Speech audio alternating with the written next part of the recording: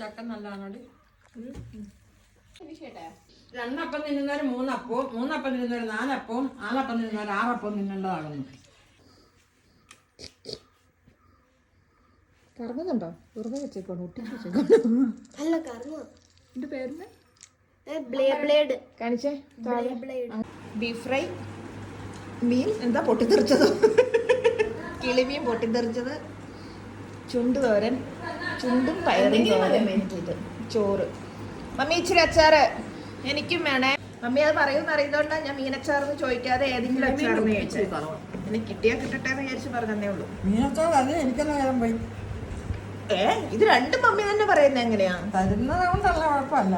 മീനുള്ളപ്പം പിന്നെ മീനിന്റെ അങ്ങനെ മീനച്ചാറാണ്. എല്ലാവർക്കും ഇന്റർനെറ്റ് കിട്ടുന്നുണ്ടോ? ഉണ്ട്.